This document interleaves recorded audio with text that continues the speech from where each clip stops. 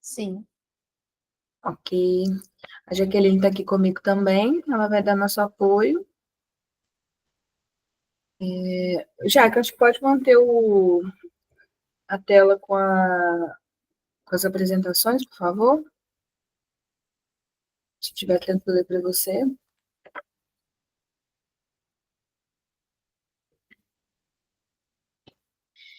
Beleza. Camila Farias, deixa eu procurar aqui na sala, vamos ver se a gente já vai fazendo a chamada.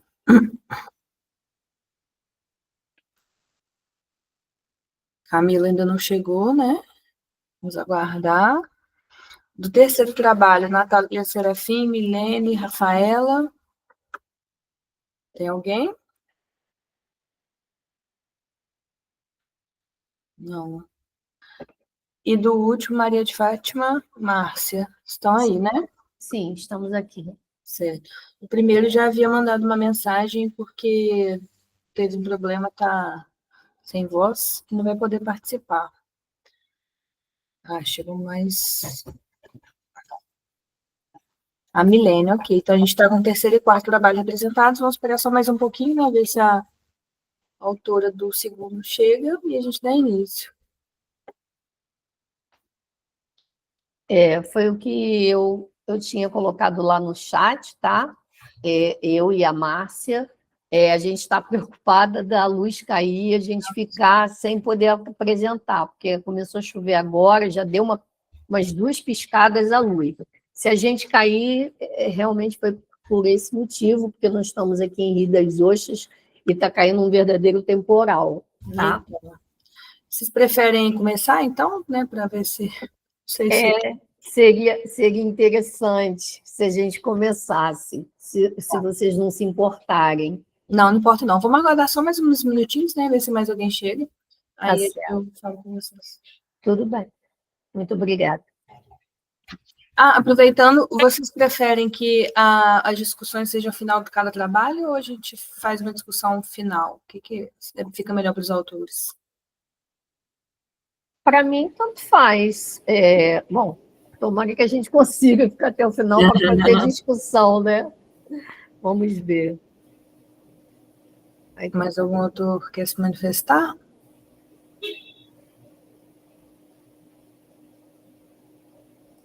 Beleza, então vamos aguardar.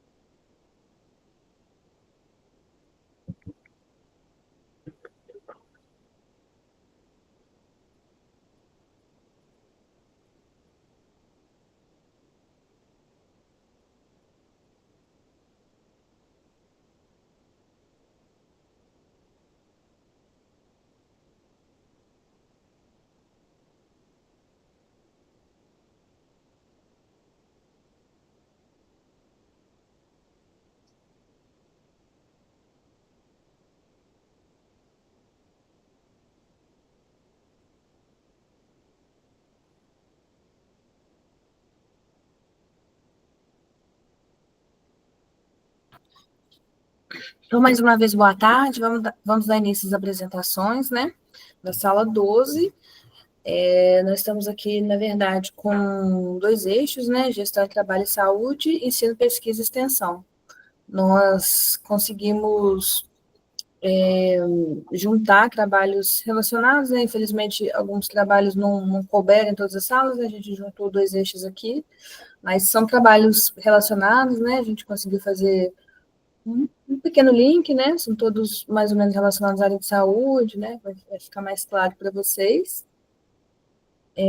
A lista de presença nós vamos disponibilizar daqui a pouquinho pelo chat. É importante que todo mundo assine. A autora Camila acho que não chegou, né? Não. Então, vamos começar com as as pessoas que estão com medo de perder o sinal, Maria de Fátima e a Márcia. Trabalha angústia, sintoma e desistência no ensino superior. 2 casos clínico-educacionais à luz da psicanálise. Lembrando que a gente está gravando, tá? Para a gente poder ficar com esse registro importante depois do seminário. Fique à vontade, podem compartilhar, se precisarem de ajuda para passar, né? Mas fique à vontade. Eu havia mandado a apresentação para que vocês pudessem passar. Se vocês puderem passar, eu agradeço. Tá, já que você consegue colocar aí, eu preciso de ajuda.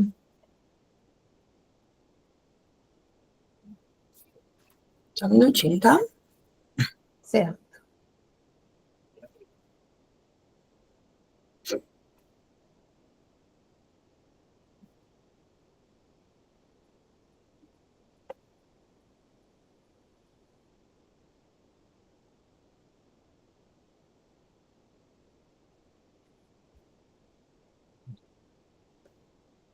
Não, Camila, conseguiu entrar.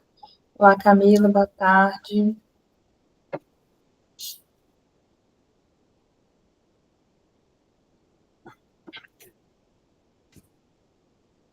Pronto.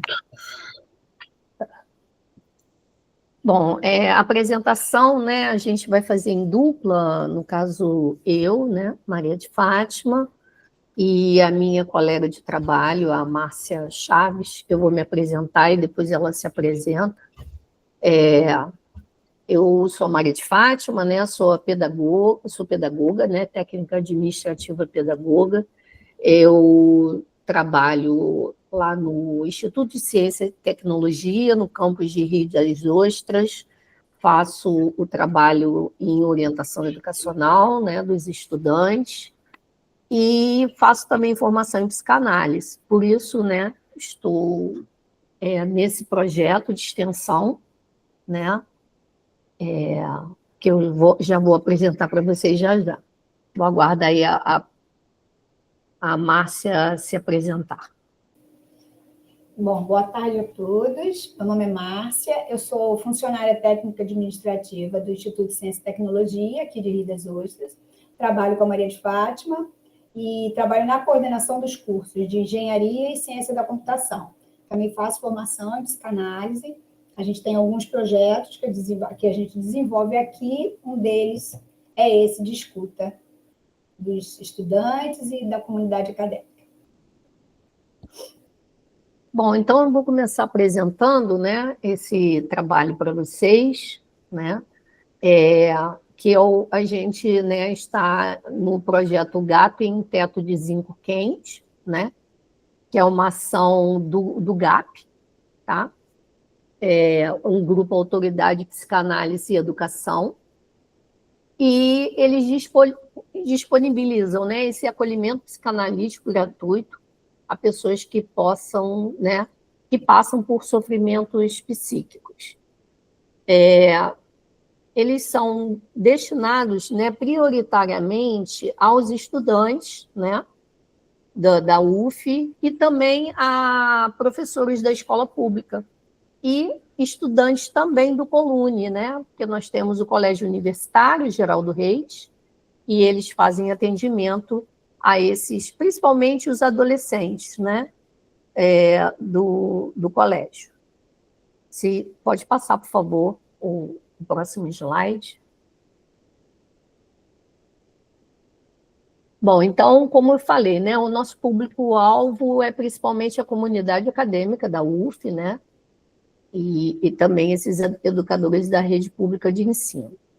Bom, o nosso acolhimento é feito, né, por profissionais habilitados, já são ou psicólogos, psicanalistas, ou pessoas que já estão em formação, né, na psicanálise, e nós temos atendimentos individuais ou em grupo, né, porque no ano passado nós tivemos uma demanda muito grande, e a demanda tem sido crescente, né, por acolhimento, e aí houve a necessidade de formarmos grupos, né, para dar para poder contemplar mais pessoas, né? Porque atendimento individual, realmente a gente não estava dando conta. Nós temos vários colaboradores, mas mesmo assim a demanda cresceu muito e houve essa necessidade também de fazer atendimentos em grupo. Bom, em geral, esse acompanhamento, a princípio, é um apoio breve, que a gente faz no formato de 4 a 8 encontros, né? Só que há casos, né? Porque cada caso é um caso, em que a gente precisa ultrapassar esses 8 encontros. E aí fica a critério, né, do colaborador de continuar com esse atendimento, né?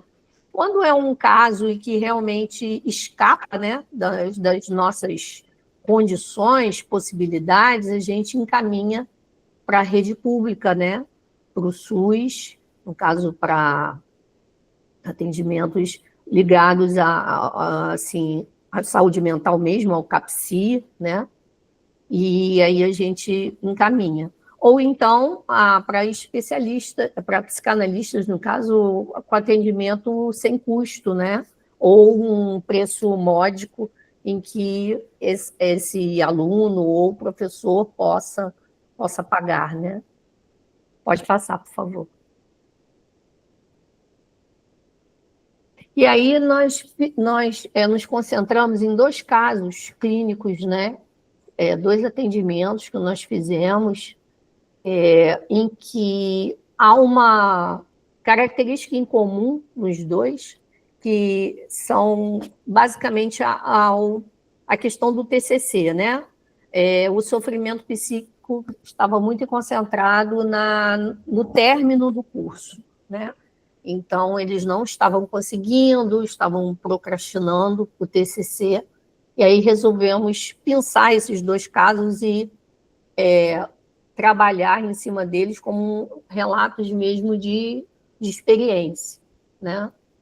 Que são os casos, né, que a gente vai expor, a Amanda e Paulo. Logicamente, são casos, assim, os nomes são fictícios, algumas situações são fictícias, né, para que a gente não possa expô-los, né? A gente não pode expor esses estudantes. Então, algumas coisas não são realmente caracterizadas são características desses estudantes, né? E aí a universidade, a gente pensa que, mesmo sendo um espaço de crescimento e saber, ele também é um cenário, né, em que a gente nota um certo mal-estar, né, em que causa essa pressão, né, que eles mesmos se sentem pressionados em ter que terminar o curso, e isso, às vezes, pode causar sofrimento psíquico, né? Então, o TCC, ele provoca essa questão que a gente está inserido, né, nessa sociedade que exige demais da gente, e isso acaba que mobiliza, assim, essas angústias, né? E eles têm essa sensação de fracasso, alguns traumas que eles trazem, né? E se somam, né, essa pressão que eles sofrem, e isso dificulta muito a finalização do curso. Pode passar, por favor.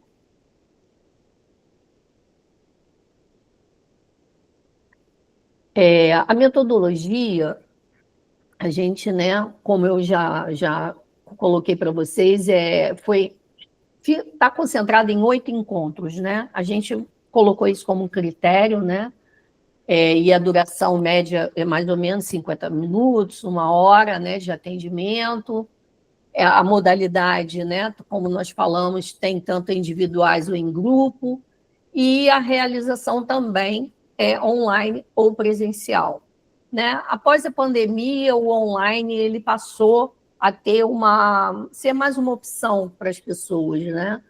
E, no caso, nós que somos de Rio das Ostras, a gente não teria como participar desse projeto se fosse presencial, o que a gente consegue fazer, né, à distância, e isso está sendo tão importante para a gente, né, que está participando, quanto essas pessoas que nos procuram, porque com isso a gente conseguiu mobilizar mais colaboradores, né, para o projeto.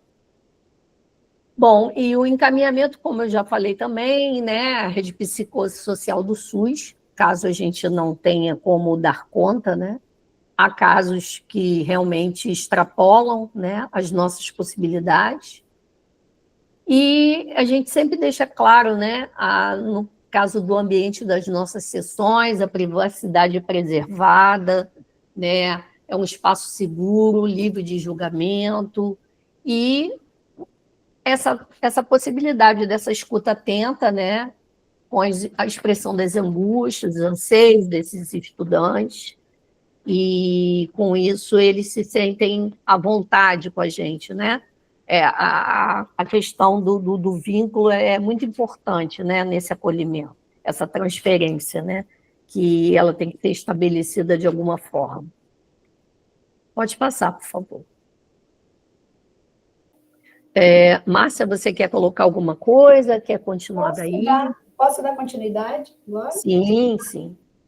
Bom, em relação ao público atendido, a Fátima já falou anteriormente, né? São pessoas em vulnerabilidade econômica, não têm condições de fazer os pagamentos, né? De fazer um atendimento particular com profissionais da rede privada, que necessitam de escuta profissional, mas não possuem meio para custear o acompanhamento em saúde mental. E é importante a gente colocar aqui que o Projeto Gato, o foco dele, o principal objetivo dele é de acolhimento e escuta. A gente quer proporcionar a esses usuários que eles cheguem e possam falar, porque muitos querem conversar, colocar suas angústias, não só o TCC, mas também a outras questões que eles trazem para a gente. Então, esse acompanhamento ele é muito importante, essa escuta, né, que a gente chama de escuta ativa, é bem importante. Qual é o diferencial do projeto?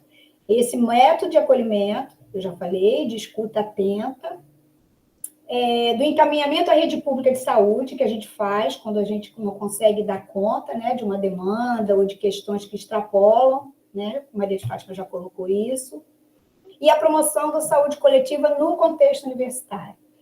O que a gente percebeu também é que depois da pandemia, os números aumentaram consideravelmente, as pessoas chegam para a gente muitas vezes já diagnosticadas, medicadas, e tem muita dificuldade em falar, em colocar suas questões, e aí a gente procura, com essa escuta atenta, com essa escuta ativa que a gente fala, deixá-los à vontade, sempre também enfatizando a questão do sigilo, né? Da segurança, da privacidade, que seja em grupo ou individualmente, que eles possam se sentir à vontade para colocar suas questões de forma segura. Pode passar, por favor. Bom, um dos casos que a gente trouxe aqui é o caso da Amanda, que ela é uma usuária de 29 anos, concluiu um curso na área de humanas em 2010, mas ela não conseguiu se colocar profissionalmente dentro da profissão que ela escolheu. Ela concluiu o curso dentro do prazo, tudo certinho, mas ela veio para a gente com muita inquietação, dizendo que ela não conseguiu se identificar com o curso que ela escolheu, com a profissão que ela escolheu. Aí ela ingressou num novo curso. Só que também nesse novo curso ela não conseguiu se identificar, e aí, no final, na reta final, justamente na hora da elaboração do TCC, ela não conseguiu finalizar. E aí começou a procrastinar. Bom, ela se mudou para o interior, achando que ia poder vivenciar melhor isso, poder se dedicar, e houve um confronto de sentimentos. E aí ela se deparou com a questão dela particular de procrastinação, com outras questões familiares que aí acabaram envolvendo ainda mais, e ela se sentiu bem prejudicada com isso, né? Ela gosta desse lugar, longe desse agito, dessa confusão toda, ela gosta do interior, mas ela se sente muito angustiada porque ela não consegue concluir a graduação. Ela não consegue finalizar esse TCC, ela se sente muito frustrada, muito tolhida, ela tem uma dificuldade muito grande no julgamento do outro, apesar ela se coloca bem, ela é bem questionadora, mas ela tem uma angústia na fala dela. Às vezes ela vem aos encontros, ela vinha, né? Porque ela acabou abandonando o projeto. Ela vinha aos encontros bem motivada, e a gente achou até que, em determinado momento ali, a gente fosse conseguir que ela desse mais um passo. Ela deu, ela conseguiu terminar o primeiro capítulo, só que a angústia, horas nos encontros tomava conta dela, horas ela já vinha de outro jeito. Então, assim, a gente colocou aqui que ela se sentia angustiada, né, por procrastinar, ela sabia que ela estava procrastinando, só que ela tinha muita dificuldade em priorizar as tarefas, ela não sabia o que fazer. Essa oscilação emocional atrapalhava ela também, né? Ela vinha para os encontros, como eu já disse, tinha dias de encontro que ela queria falar muito, que ela se sentia motivada, outros ela pedia para ficar calada, ela só ouvia os demais colegas.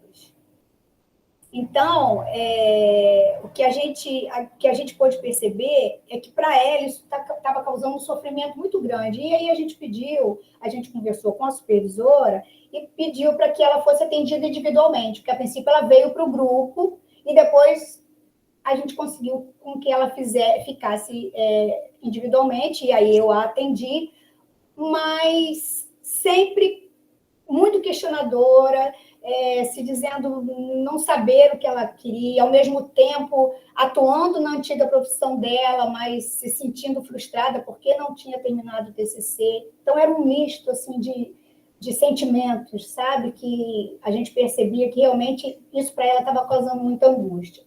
E num dos últimos encontros, do grupo, ela disse que já não queria mais participar porque ela estava achando que ela estava atrapalhando as outras pessoas com essas inquietações dela. E aí, infelizmente, abandonou o projeto, né? Abandonou tanto o atendimento em grupo quanto o atendimento individual, pediu desculpas, mas que ela não queria mais participar porque ela já não estava mais se sentindo pertencente àquele lugar. Pode passar. Bom, agora nós temos o caso Paulo, né, que é um caso que foi também atendido em grupo, a princípio. Depois ele teve algumas questões em que a gente percebeu que ele não ia conseguir se sentir à vontade para se colocar com os colegas, né, os participantes, no caso do grupo.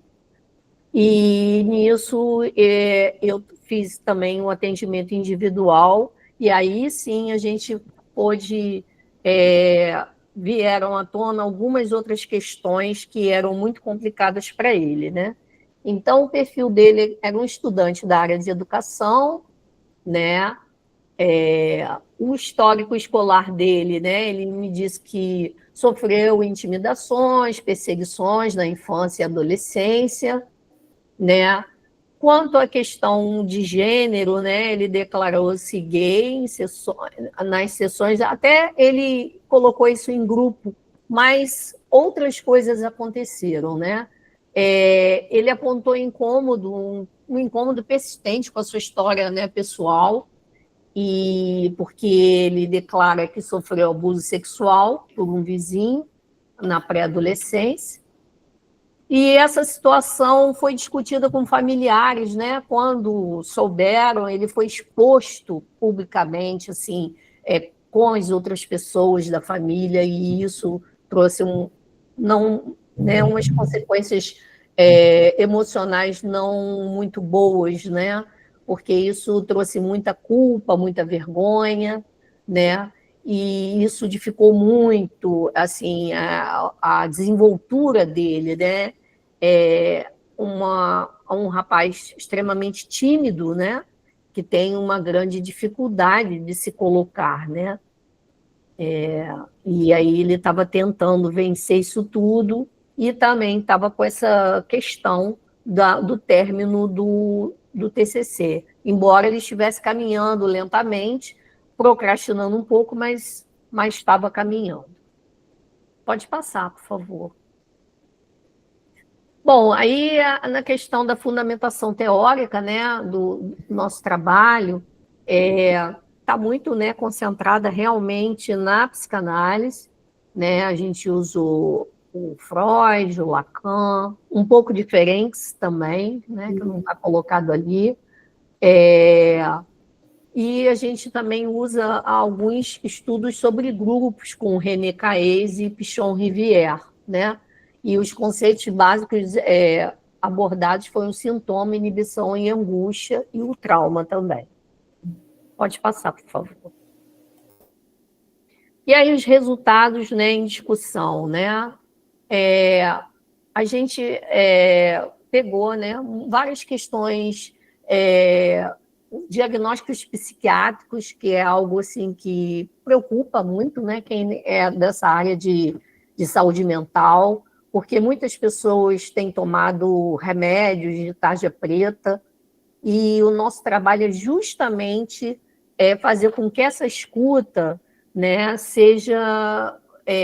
venha num movimento contrário, para que as pessoas, né, de uma certa forma, vá parando de usar remédios de tarja preta, né? Porque assim, a medicalização da sociedade está crescendo cada vez mais, e eu acho que a escuta, nesse caso, é fundamental, né? Então, a proposta do GATA justamente essa, a escuta ativa, e, né, considerando a singularidade do sujeito, né, tentando ressignificar esses sintomas.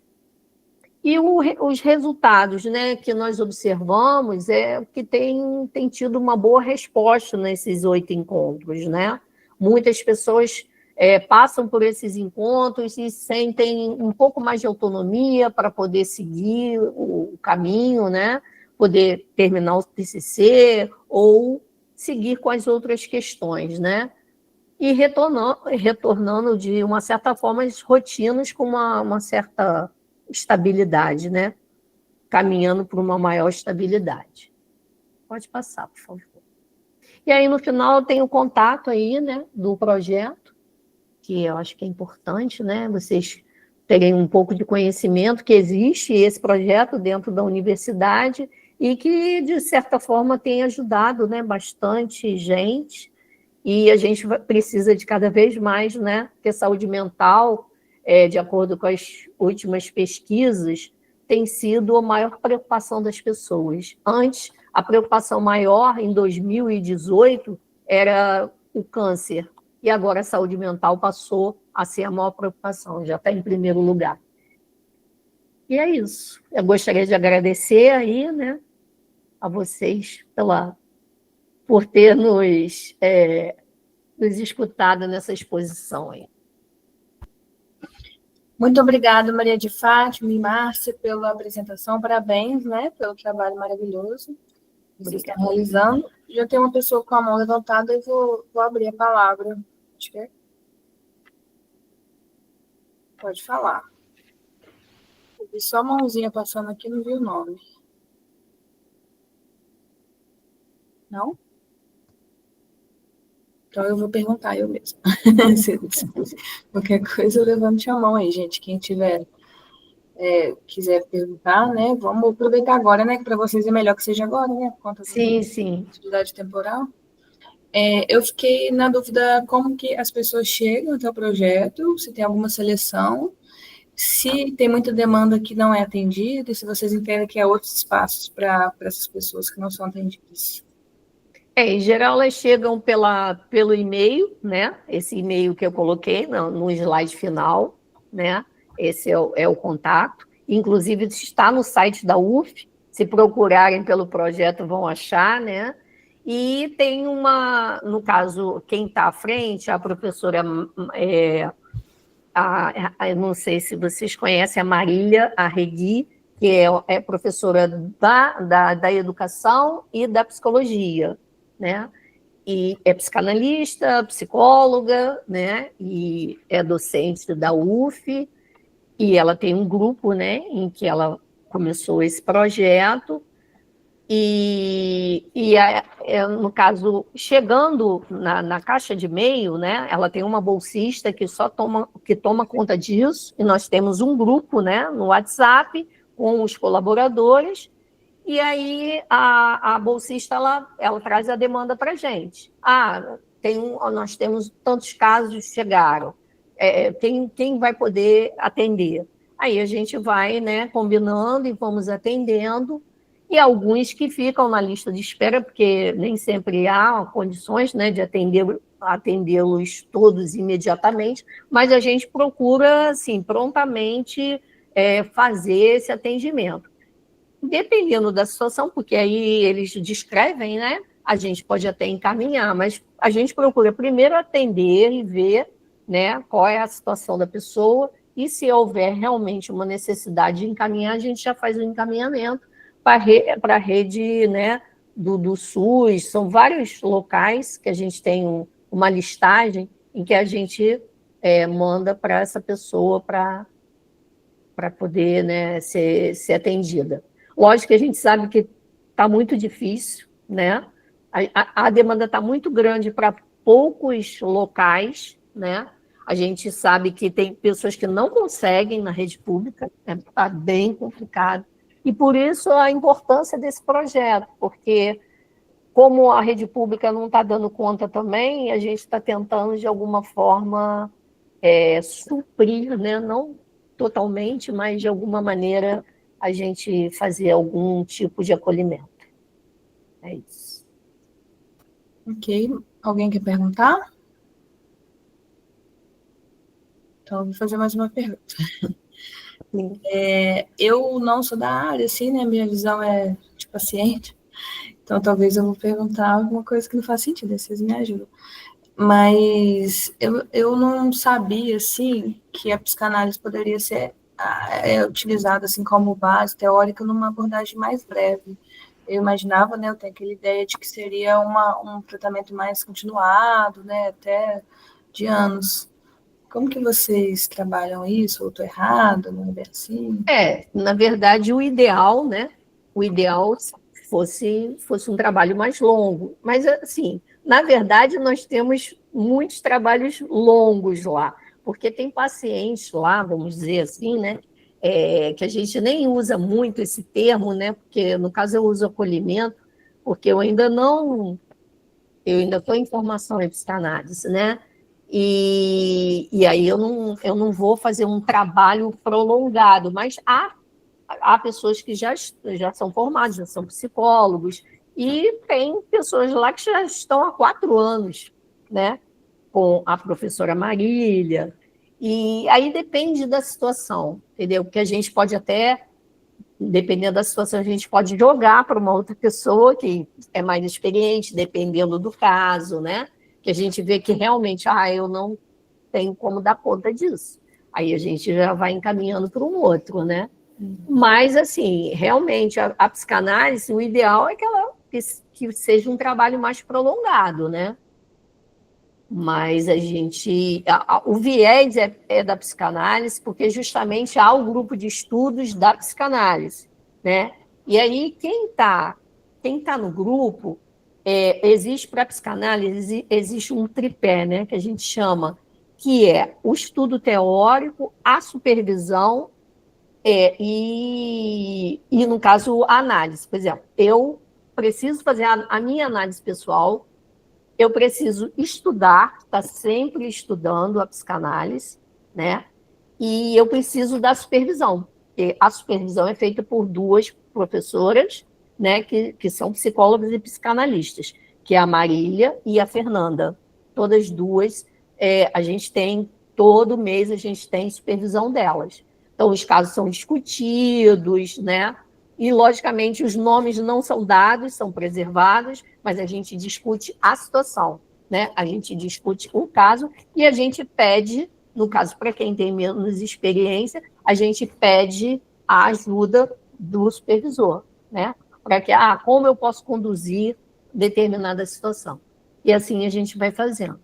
Mas isso é indissociável. Essas 3 coisas, elas têm que estar juntas. Sim.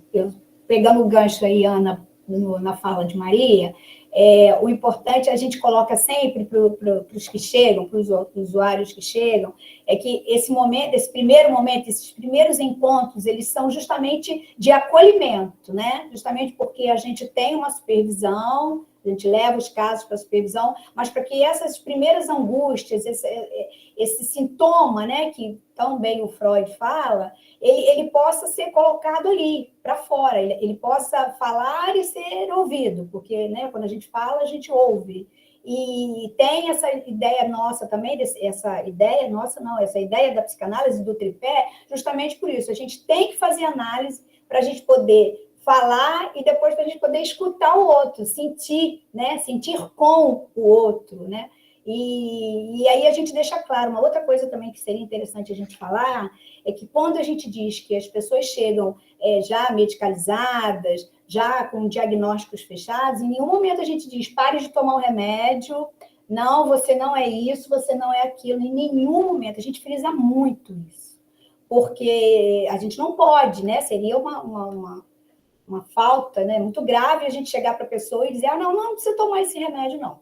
O que a gente procura é que, através do autoconhecimento, né, por isso que a gente fala circulação da palavra, que ele possa falar, colocar para fora suas angústias, a gente consiga que esse usuário se escute e aí vá conversar com o profissional que tá atendendo, o psiquiatra, o neurologista, enfim, seja ele qual for. Mas a ideia é de que primeiro momento, esses primeiros encontros, eles sejam realmente de acolhimento e de escuta. Então, a gente fala pouco, né, Maria de Fátima? A gente costuma dizer assim, olha, aqui o espaço de fala é de vocês. Então, vocês falem, e aí sim, a gente coloca uma questão ou outra, e muito interessante é que quando é em grupo, eles se ajudam, é muito interessante. Teve um último encontro que foi muito legal de ver, que um já estava dando dica para o outro, um já estava falando... E aí as pessoas parecem que vão criando forças, sabe? O projeto ele é muito interessante nesse sentido. É justamente para que essas pessoas olhem e falem, não, caramba, eu consigo que alguém me escute. Eu consigo visualizar lá na frente alguma coisa boa para mim.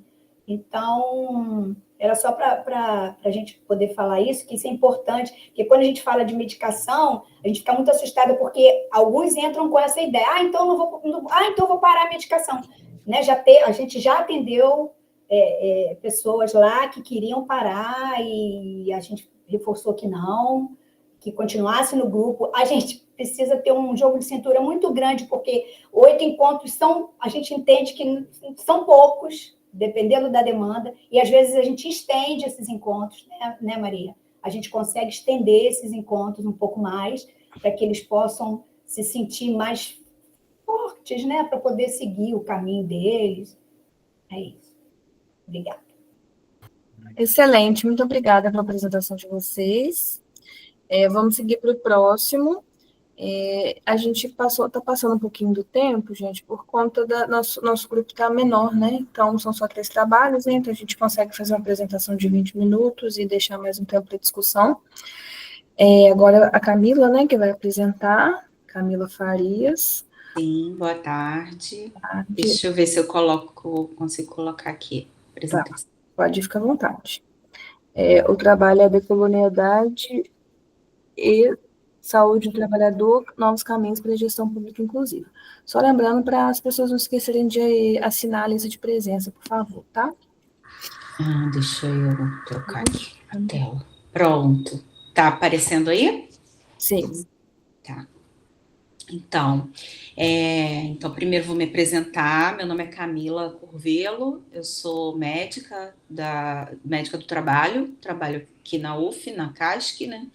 E sou mestranda do programa de pós-graduação em administração aqui da UF.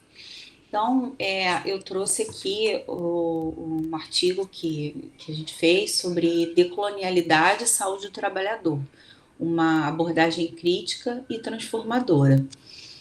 Então, inicialmente, eu quero esclarecer esses conceitos, né, que a gente traz no título, na temática. Saúde do trabalhador é um campo de estudo interdisciplinar que reflete as condições sociais, culturais e históricas nas quais o trabalho está inserido. Muitas vezes a gente ouve falar saúde do trabalhador, né? Pensa que é só pensando em questões biomédicas, mas não é um campo mais amplo. E o conceito de colonialidade de poder é um conceito desenvolvido por um historiador e antropólogo peruano, Aníbal Quijano, que esse conceito ele descreve a perpetuação das hierarquias raciais, econômicas e epistemológicas após o fim do colonialismo formal. Então, ele fala de como a lógica da colonialidade imposta por potências europeias continua ainda a moldar as relações sociais, econômicas e políticas na América Latina. E ele fala também que a raça é uma construção social europeia e que esse conceito de raça ele é fundamental para o reforço da exploração econômica e política aqui na América Latina. E essa variável racial potencializa a exploração capitalista, né? Então, a gente entende que esse conceito de colonialidade de poder ele tem uma influência direta nas condições laborais, especialmente em populações racializadas e marginalizadas, e isso resulta na precarização do trabalho e torna as demandas dessas populações invisíveis, né?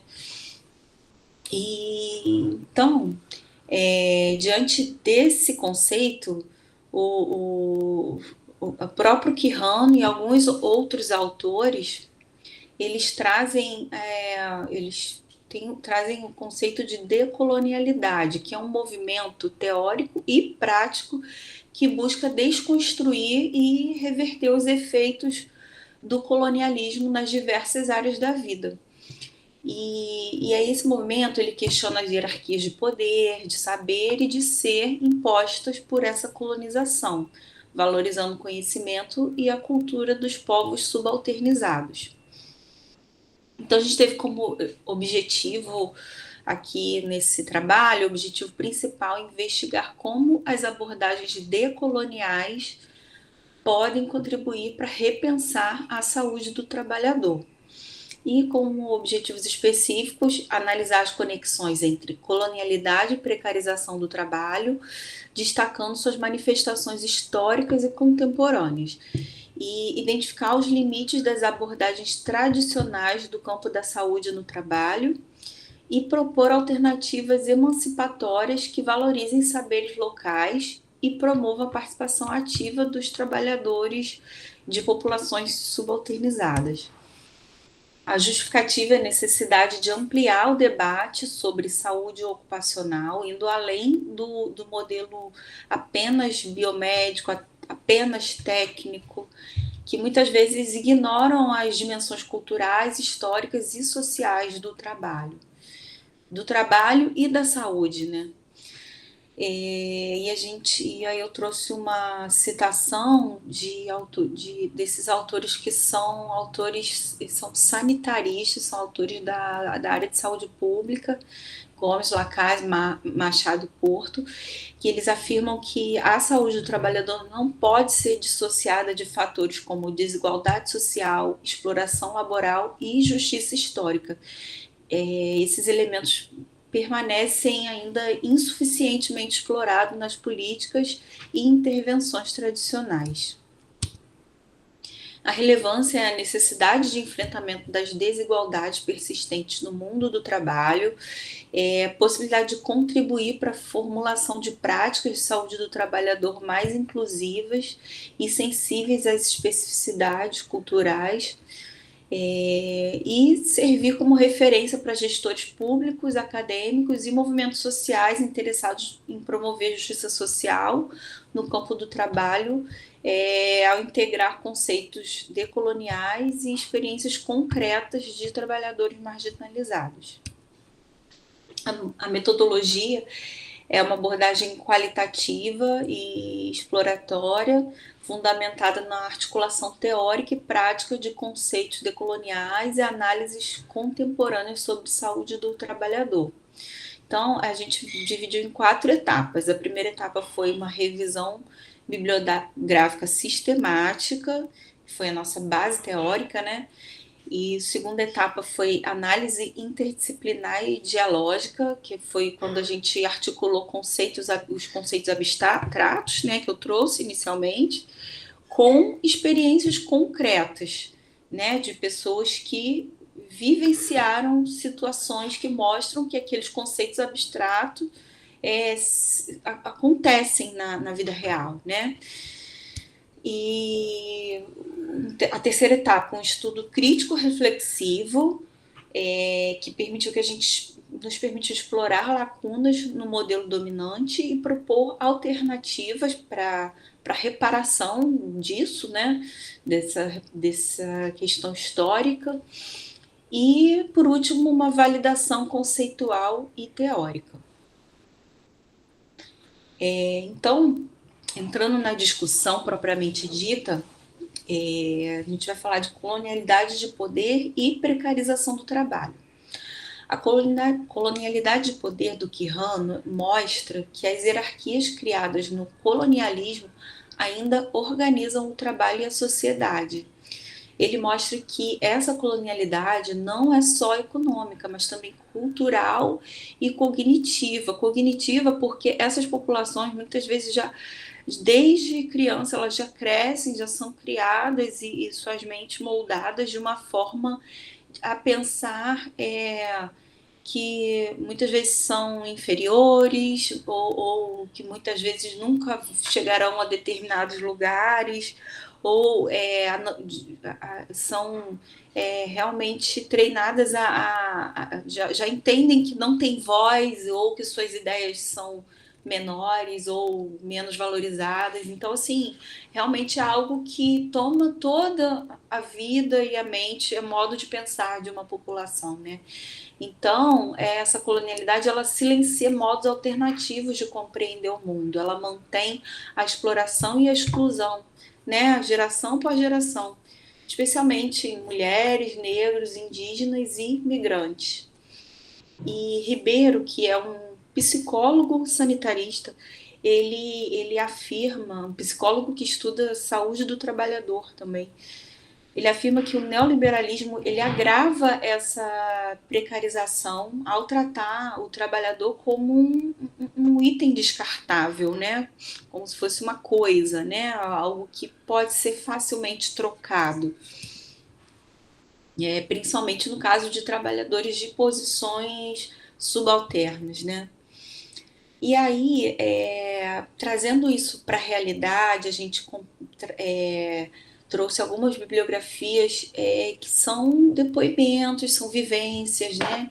Então a gente analisou a obra da Carolina Maria de Jesus, uma obra bastante conhecida, que se chama Quarto de Despejo, e nessa obra ela oferece um testemunho sensível dessa realidade. Ela traz uma narrativa assim muito bem detalhada, né? Que mostra como que a pobreza, a exclusão e as condições indignas de trabalho afetam o corpo e a mente e mostra como que a precarização do trabalho ultrapassa o espaço de trabalho apenas e alcança a vida cotidiana como um todo, moradia, alimentação, saúde, né, e até o seu psicológico, sua forma de pensar e tudo mais.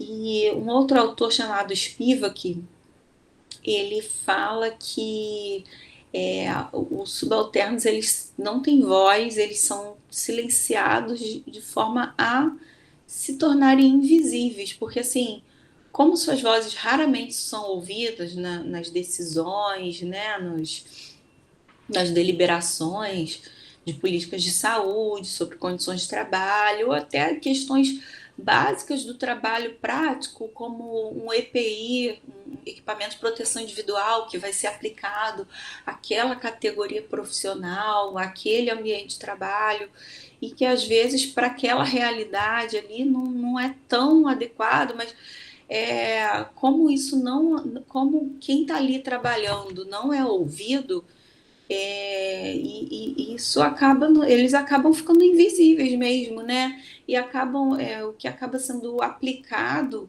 a realidade dessas pessoas é o que determinado estudo, muitas vezes feito lá nos Estados Unidos ou na Europa, determinou como ideal para aquele ambiente de trabalho, para a saúde daquele trabalhador, mas que não necessariamente vai ser adequado para a realidade daquele trabalhador. Então, assim, ele fala que os modelos tecnocráticos e universais acabam ignorando as especificidades culturais e históricas desses grupos. E aí, na discussão, a gente fala que o trabalho e como é importante que o trabalho e a saúde sejam repensados sob uma perspectiva decolonial, que valorize saberes locais, escute essas vozes subalternas, né, consideradas subalternas, e rompa com a lógica neoliberal de exploração. E reconhecer a relação entre colonialidade, trabalho e saúde é o primeiro passo para se construir uma nova epistemologia mais justa, plural e comprometida com a dignidade humana. E aí, num segundo ponto da discussão, a gente vem relacionar a saúde do trabalhador e as epistemologias decoloniais. Então, tradicionalmente, a saúde ocupacional ela tem sido guiada por uma lógica biomédica e tecnocrática, né? Apenas ali fatores biológicos, fatores técnicos, né? Científicos, né? E muitas vezes ignora contextos sociais, culturais, históricos, relações humanas e outros contextos, né?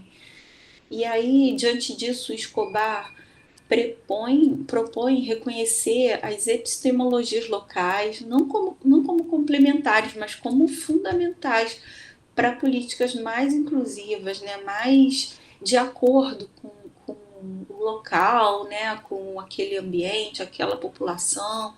Isso significa valorizar os saberes que vêm das experiências concretas dos trabalhadores e das comunidades, como práticas tradicionais de cuidado, como, por exemplo, contextos indígenas, contextos rurais, né? E aí, novamente, falando do Spivak, que traz um questionamento seminal na obra dele, que pode o subalterno falar?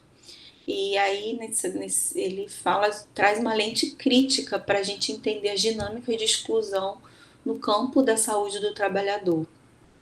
E aí, esse silenciamento, ele acontece quando os trabalhadores marginalizados são excluídos das discussões de assuntos que afetam diretamente a vida deles. As políticas, em geral, são pensadas de cima para baixo, né? A direção decide, muitas vezes a direção não vive aquele trabalho, a direção tem conhecimento do trabalho prescrito, mas não vive o trabalho real, a prática, o dia a dia ali. Então, as experiências de quem está ali no batente muitas vezes são ignoradas. E isso reforça a questão das hierarquias coloniais e teóricas, né?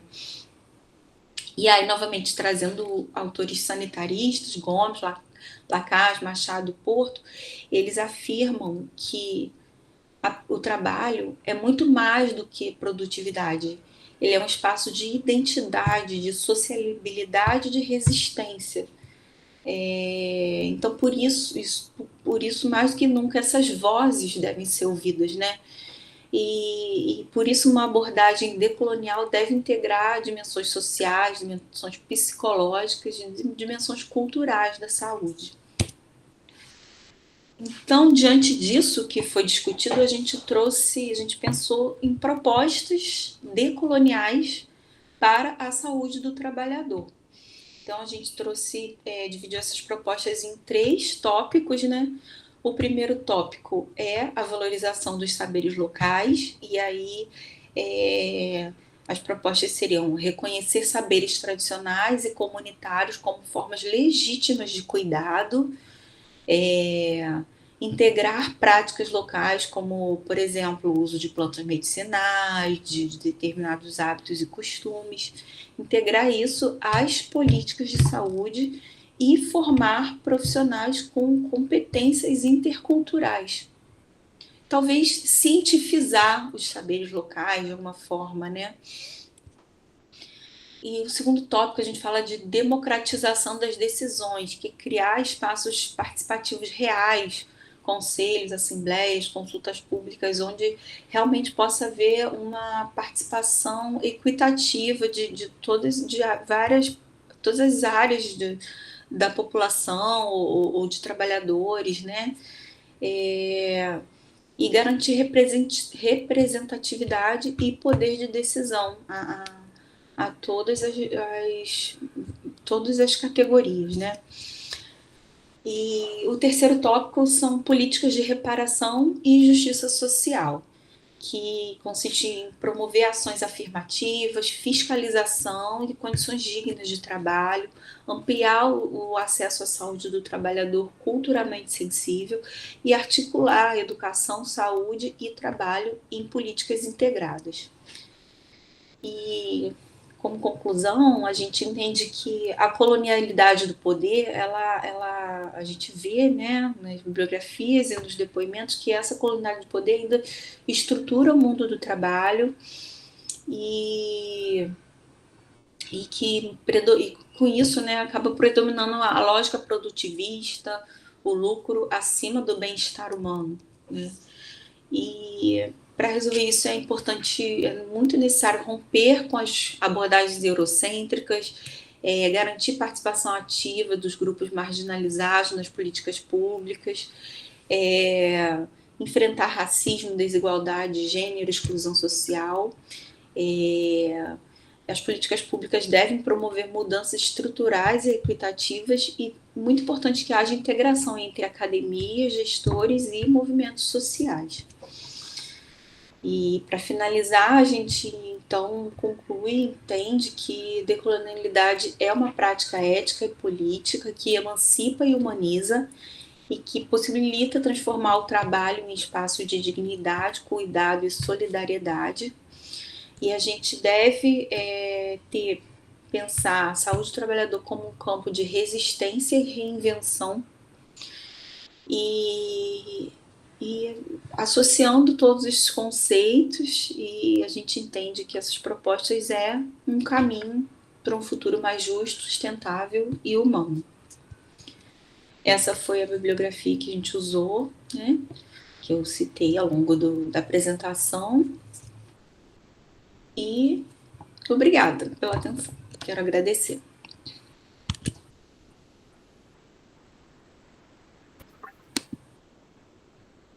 Parabéns, Camila, pelo trabalho, pela reflexão que nos fez refletir também.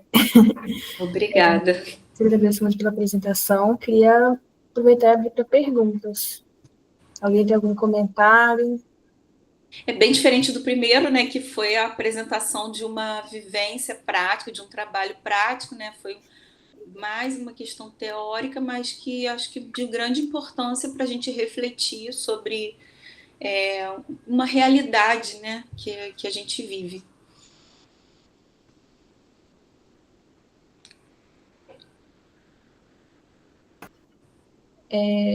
Eu gostaria, assim, mais para entender como que, se já existem práticas, né, ou se você já presenciou, já estudou alguma forma, né, de você determinar as políticas de saúde do trabalhador, principalmente na área pública, né, com base no que você vem propondo, assim, né, como que seria esse método, assim, que você...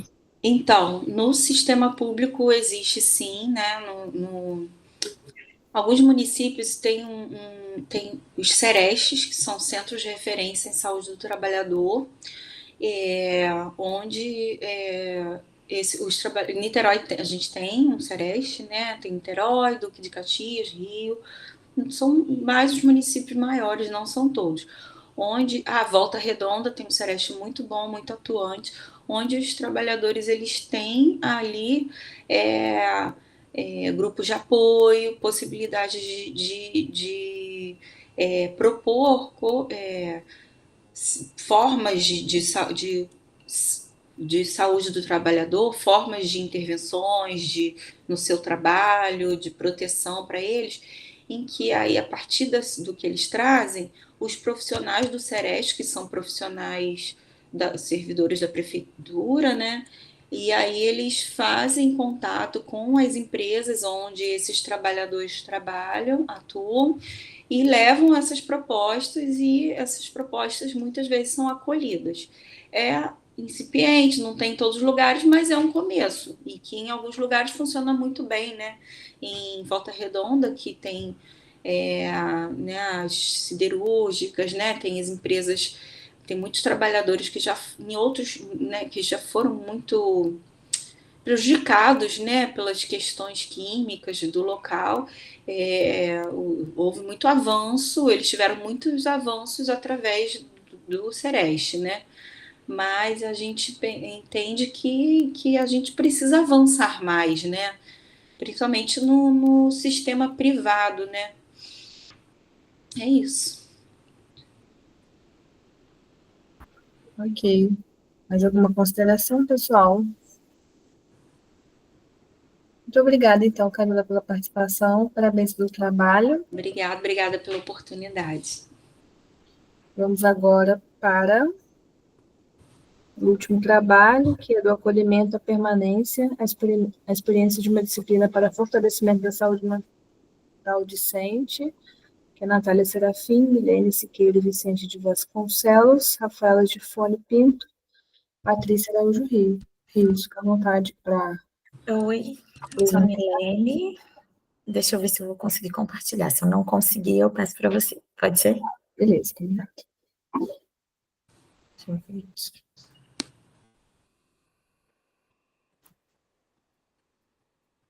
Acho que vai dar. Esse foi. Sim. Foi? Deixa eu colocar aqui. Segundo slide. Tá no segundo, né? Ih, peraí, deixa eu voltar pro primeiro, então. Foi? Eu não tô vendo vocês, tá? Então, qualquer coisa, fala. Tá, bem. Bom, eu sou Milene Siqueira Vicente.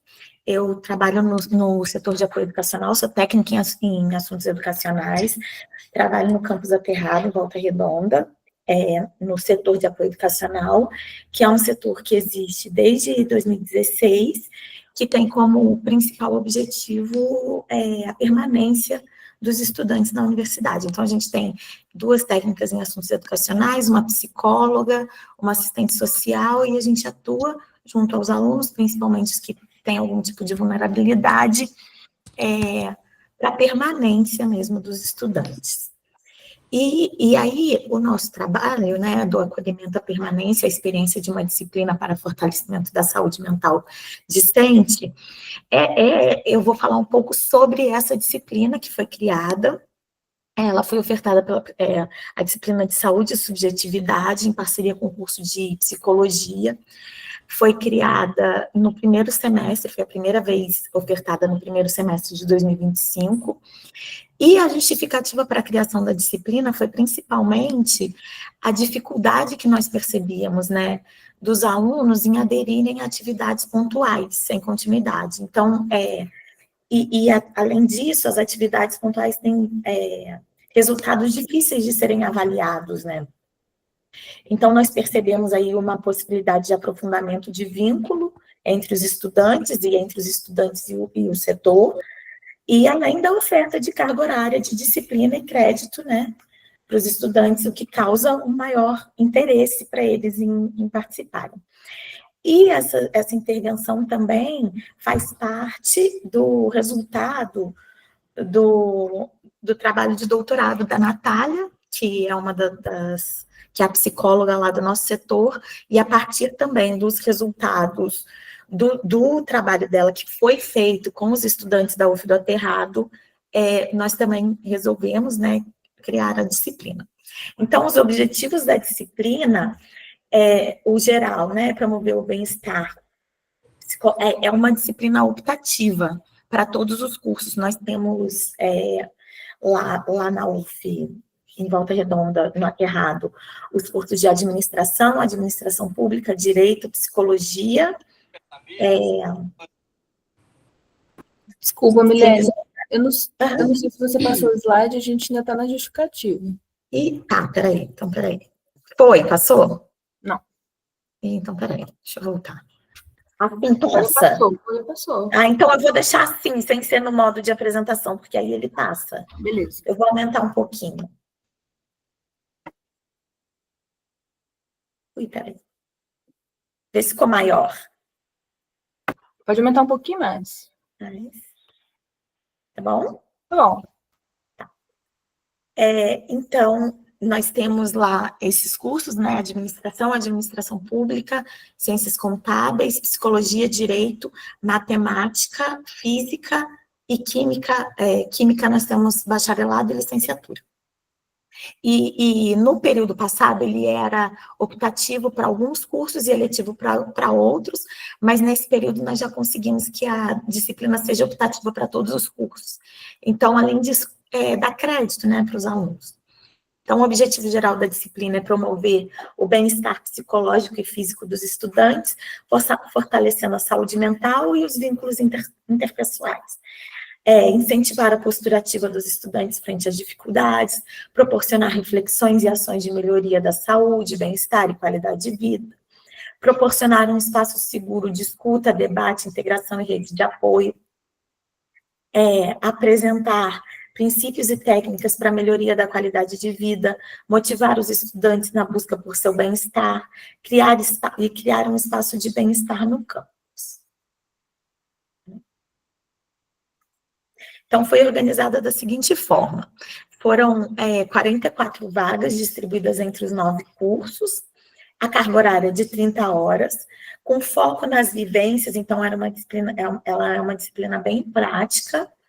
Nós chamamos profissionais colaboradores para abordagem de todos os temas, né, que nós, junto com os estudantes na primeira aula, nós já tínhamos algumas ideias de temas por conta da tese, né, da nossa colega. Então, por exemplo, educação financeira, a gente via que era motivo de evasão, ansiedade, e algumas coisas a gente já tinha visto antes, e outras no primeiro dia de aula a gente tendo uma conversa sobre o que seria saúde, o que seria subjetividade para esses estudantes da turma. Nós adaptamos também, chamamos outros profissionais colaboradores, convidados, para abordar o tema em cada uma das aulas. E no final da disciplina, a gente criou, né, os alunos criaram um espaço de convivência, que é um sonho que nós temos lá no campus, que se tem esse espaço de convivência para os alunos. Então, no final da disciplina, eles fizeram um esboço do espaço de convivência.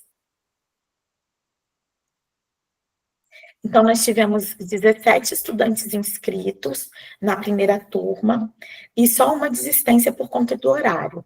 Foram 5 de psicologia, 5 de administração, 5 de administração pública e 1 da química.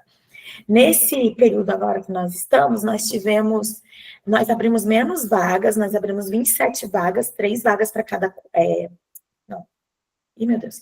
Nós abrimos 27 vagas, 3 vagas para cada curso, porque nós achamos que ficaria melhor uma turma menor do que as 44 que nós tínhamos aberto no período passado, e nós também temos 17 estudantes inscritos nesse semestre.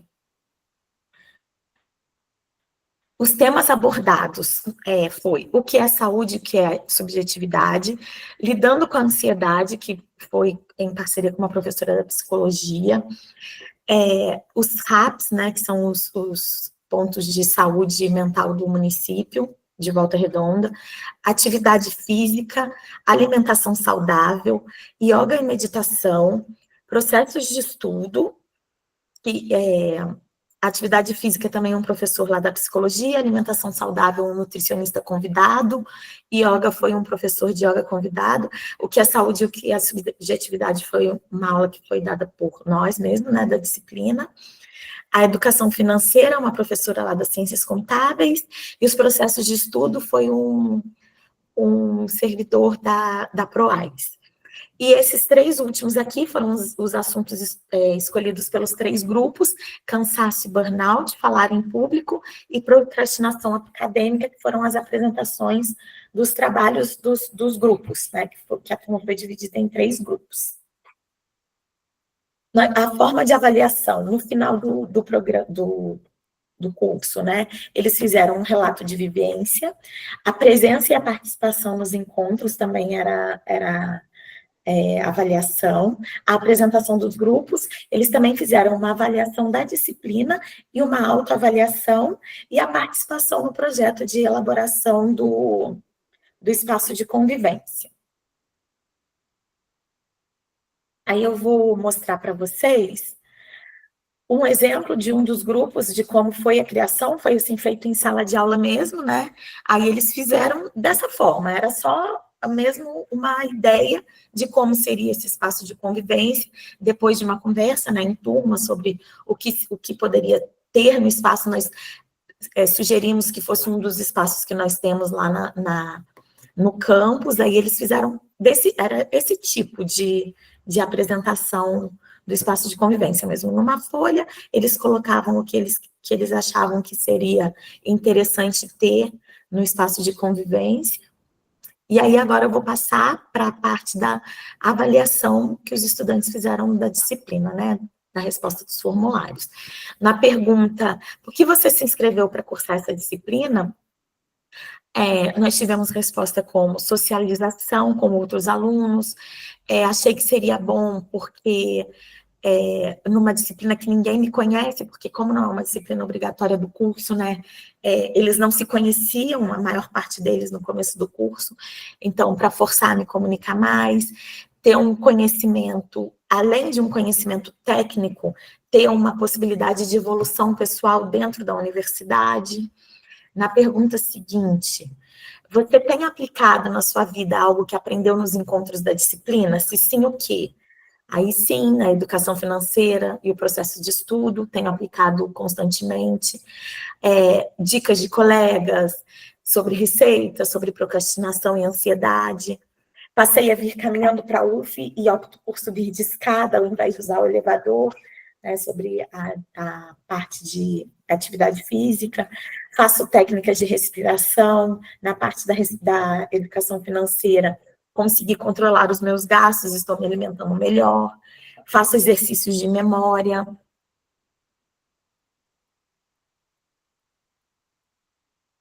Aí, quanto aos objetivos da disciplina, avalie se você considera que foram alcançados. Aí, a maior parte considerou que o objetivo geral foi alcançado, promover o bem-estar psicológico e físico dos estudantes, fortalecendo saúde mental. Né? A maior parte considerou que foi alcançado totalmente, alguns que foi parcialmente, e ninguém colocou que não foi alcançado. A parte de proporcionar reflexões e ações da melhoria de saúde, bem-estar e qualidade, todo mundo achou que foi alcançado totalmente, e apresentar princípios e técnicas para melhoria de qualidade de vida, também todos acharam que foi alcançado totalmente. Por fim, gostaríamos que vocês falassem livremente sobre a avaliação da disciplina, né? Aí eles responderam que foi uma das melhores disciplinas do período, foi muito legal, principalmente por ser uma disciplina com outros cursos. Eu falei com os meus conhecidos e que era a disciplina do bolo, porque nós também dividimos a turma em grupos, e em cada semana um grupo levava um lanche, que também era uma forma de interação, né, no momento da aula. E muitos alunos que estão inscritos nesse semestre agora, eles vieram por conta dos alunos que falaram da disciplina no semestre anterior. Então, eu acho que isso mede para a gente como essa disciplina tem sido boa para os alunos, né, a participação deles. O outro colocou, eu particularmente amei a disciplina, foi um ambiente leve, que eu posso afirmar que agregou na vida pessoal de cada aluno inscrito. A disciplina foi ótima, me diminuiu o medo de falar em público e consegui interagir com pessoas que não conheço. Vou falar com o coração, eu amei a disciplina, estou muito triste que acabou. Foi um espaço para me conectar com pessoas e aprender a ter tempo aprender e tempo de qualidade. Ninguém quer que acabe, por isso mais do que uma avaliação, deixo um pedido, pensem em uma forma de continuar com isso. Talvez com encontros abertos, alguma coisa assim, né? A minha avaliação final é de imensa gratidão. A única parte que não gostei foi saber que iria acabar. Provou que o cuidado com a saúde mental e emocional do estudante não é um privilégio, mas uma necessidade para uma formação acadêmica completa e humana. Minha maior sugestão, que na verdade é um desejo, é que esse espaço não se encerre, que ele possa evoluir para um programa de encontros abertos, contínuos e acessíveis a toda a comunidade acadêmica. Um lugar para que mais estudantes possam encontrar as ferramentas e apoio necessário para continuar a graduação. A leveza e o fato de ser como um chá das 5 foi uma experiência marcante, transformadora em diversos sentidos. Ao longo do semestre tivemos a oportunidade de discutir temas que parecem cotidianos, mas possuem impacto profundo na nossa qualidade de vida. Saí desse semestre com mais consciência sobre a minha saúde mental, minhas finanças, meus hábitos e meus desafios pessoais. Aí aqui são algumas fotos da aula, de como, esse aqui foi a do primeiro dia, né, que nós falamos sobre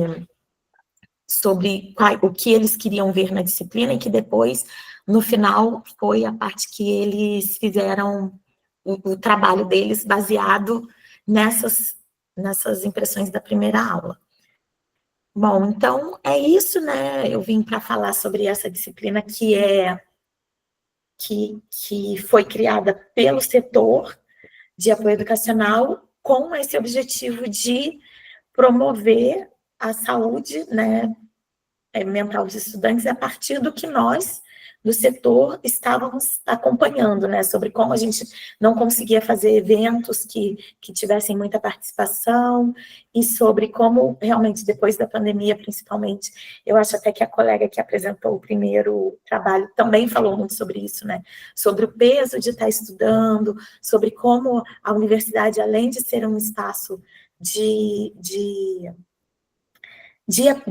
trabalho, também acaba sendo um espaço que às vezes pesa, né, para os alunos, e aí nós criamos essa disciplina e viemos apresentar a disciplina aqui para vocês. É isso, obrigada. E peraí que agora eu vou voltar com vocês. Agora eu estou vendo vocês de novo, boa tarde. Obrigada você, Milênia, muito, muito bacana. Eu confesso que quando você começou a falar, né, eu falei, será que justifica mesmo uma disciplina e tal? Mas depois, quando a gente vai vendo, né, como que foi, como que vocês pensaram, quais foram os resultados, né, eu penso, não, por que não tinha isso, né? Por que a gente não vê na época que eu estudava, né? A gente pensa muito na parte acadêmica, técnica ali, né, da graduação, mas isso aí não vai para frente se não for olhado para os fatores mais subjetivos, né, dos estudantes. Achei muito legal. Eu queria saber de antemão se você já viu alguma outra iniciativa parecida em alguma universidade, e se você já... que esse espaço aqui do seminário é um espaço de divulgação, né, da iniciativa de vocês, né? Mas se já existe outras possibilidades de essa disciplina ir para outros campos na UF? Bom, a gente não conhece uma disciplina desse tipo em outros lugares, né? Foi assim, era um sonho nosso há bastante tempo, porque a gente notava mesmo essa coisa da gente não conseguir dar continuidade aos trabalhos que a gente começava. Talvez tenha e a gente não conheça, acho que de repente até tem a gente que não conhece, né? Porque a Natália está aí, ó. Eu acho que ela tá, deixa eu ver. Eu acho que ela saiu agora, deve ter caído. Saiu. Não. Deixa eu ver. Porque eu vi a fotinho dela. Ela tá. Oi, Nath. Quer falar? Oi, tô aqui. Quer falar? Sim, eu só não consigo aparecer, que eu tô com os 2 bebês aqui. Mas, assim, eu coloquei aí no chat, né? É um projeto que a gente se orgulha muito de estar conseguindo concretizar. Como a Mi falou, já é uma ideia antiga, né? E aí, com os resultados do meu doutorado, a gente pôde ter uma sugestão mais assertiva, né? Do que a gente imaginou que poderia ser importante para os estudantes. Eu vi que na USP tem uma disciplina que é voltada para a saúde mental dos estudantes também, mas não é nesses moldes da nossa, né? E tem em uma outra universidade particular em Minas, se eu não me engano. Foram as duas que eu identifiquei, né, na época do meu doutorado. Mas sobre ter em outros campi da UF, a gente ainda não tem essa informação, acredito que não exista, mas agora, né, divulgando cada vez mais, quem sabe a ideia aí se multiplique e em outros lugares possa ter também atividade desse jeito. Obrigada, tomara, né, que se multiplique. Maria de Fátima, fica à vontade para você. Foi parabenizar a Ange, né, pela disciplina, achei muito legal, ideias muito interessantes. Eu também já tinha visto num curso de medicina, eu acho que, não me lembro se era no Norte ou no Nordeste, que eu tinha achado muito interessante. E, assim, eu também desconhecia, né, dentro da UF, uma disciplina dessa, e eu achei que foi uma iniciativa muito bacana. E a gente, cada vez mais, eu acho que isso deveria ter em todos os cursos, né? A gente deveria ter uma disciplina dessa em algum momento, eu acho que principalmente no início, né? Para que os alunos já aprendessem técnicas de respiração, poder se autorregular, né, de alguma forma. Porque, assim, eles já entram muito tensos, muito ansiosos, porque isso é uma coisa que a gente tem visto com a própria, né, a nossa sociedade, de uma certa forma, ela é ansiógena, né? Porque a gente tem as telas, a gente tem a pressão, a gente tem uma série de coisas, né, que vai produzindo isso nos alunos, e é o que a gente tem percebido muito. Eu, como orientadora educacional, né, recebo também muitos alunos, e da pandemia para cá, a gente sabe que isso, assim, deu uma explosão, né? Os alunos, no período que eles ficaram remoto, nossa, foi uma coisa muito ruim para eles, principalmente para quem estava entrando e já começou numa nova modalidade e tal, sem interação. Então, tudo isso foi prejudicando, né? Porque eu acho que essa interação para os jovens é fundamental. Essa interação aí olho no olho, né? E a gente está cada vez mais vendo o isolamento deles com os celulares e tal. Então, acho que cada vez mais a gente tem que trazê-los mesmo para o hoje, né? Para o agora, que isso é importante. E eles ficam ansiosos já pensando lá na frente, como é que vai ser, como é que eu vou acabar, como é que eu vou dar conta de tudo. E a gente sabe que a gente não dá conta de tudo mesmo, a gente precisa priorizar, a gente precisa saber se organizar. Esse é o grande problema deles, né? O excesso também de escolhas, né, que a gente tem hoje em dia. E isso realmente tá prejudicando demais, porque é escolha demais para tudo, né? De uma simples pasta de dente até, sabe, profissões, muita coisa. Então, eles estão vivendo um mundo assim que produz muita ansiedade de fato. Então, acho, poxa, parabenizar aí a iniciativa, achei muito, muito bacana.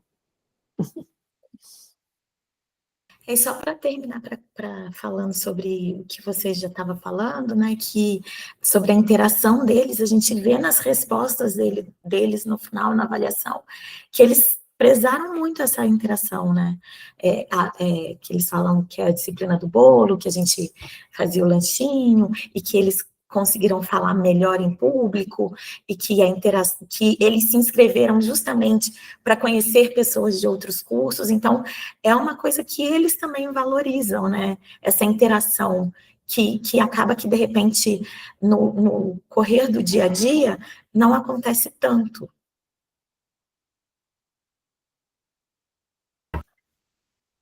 Excelente. Mais alguma colocação, pessoal? Ótimo. Então, acho que podemos encerrar, né? Encerramos um pouco antes, com poucos trabalhos ficaram para essa sala. Agradeço muito a participação de todos. Todo mundo conseguiu assinar a lista de presença? Teve mais alguma questão?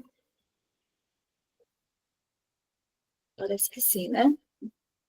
Ótimo. Obrigada, então, a todos. Uma ótima tarde. Eu que agradeço. Boa tarde para vocês também. Boa tarde para todos. Bom final de semana, gente.